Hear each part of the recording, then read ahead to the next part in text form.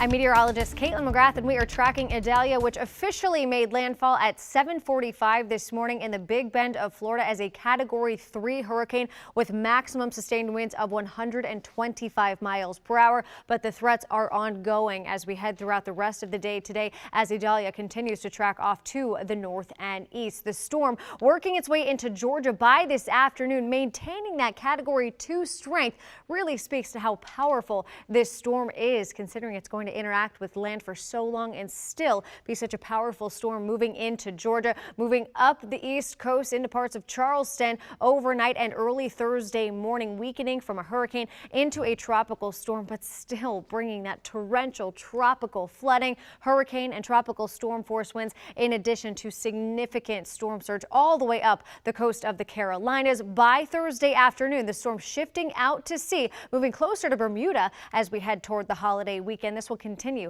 to kick up some rough surf as we head into Labor Day weekend. So here's what we're talking about in terms of peak surge. The worst storm surge expected where landfall occurred. That's where we could see storm surge of over 12 feet. The farther away you get from the center of the storm, the lesser the storm surge, but still down into parts of Fort Myers, storm surge up to 6 feet. As we head throughout the day today and into tomorrow, that storm surge threat continues along the coast of northeast Florida into Georgia and the Carolinas, where a storm surge is expected up to 6 feet. That's everywhere you see shaded there in yellow, including parts of Savannah, Charleston, up into the Outer Banks areas. Highlighted in blue is a storm surge up to 3 feet. So we still continue to have a number of hurricane and tropical storm warnings and watches stretching from South Florida all the way up into the Outer Banks as the impacts from Idalia continue. So our spaghetti plots, and a reminder here that each individual line represents a potential track of the storm, and they are in really solid agreement as we head throughout the day tomorrow. From there, though, once it pushes back into the Atlantic,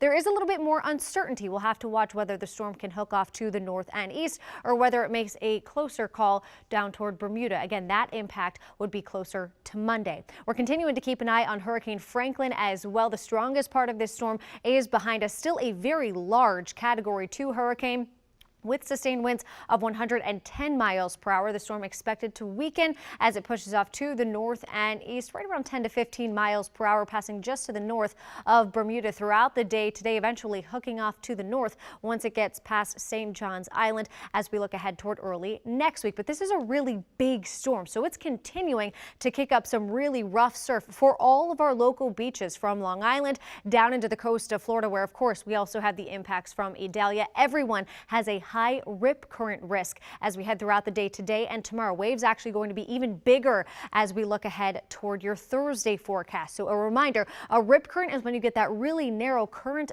of water pulling away from the shoreline, and that can be tough for even the strongest swimmer to fight. So a few reminders, if maybe you're trying to get in one more trip to the beach for the holiday weekend, we will still have these dangerous water conditions. Do not fight the current. Try and swim parallel to the shore. It does not feel natural, but that will help get you away from that strong current of water. If you cannot escape the rip current, try and float or tread water and call for help. Always a great reminder, please only go in the water if you are at a guarded beach and use the buddy system. All right, so in addition to Franklin and Idalia, we're also watching Tropical Depression 11. That storm continuing to strengthen. When it gets its name, that will become Jose as we continue through the peak of the Atlantic hurricane season.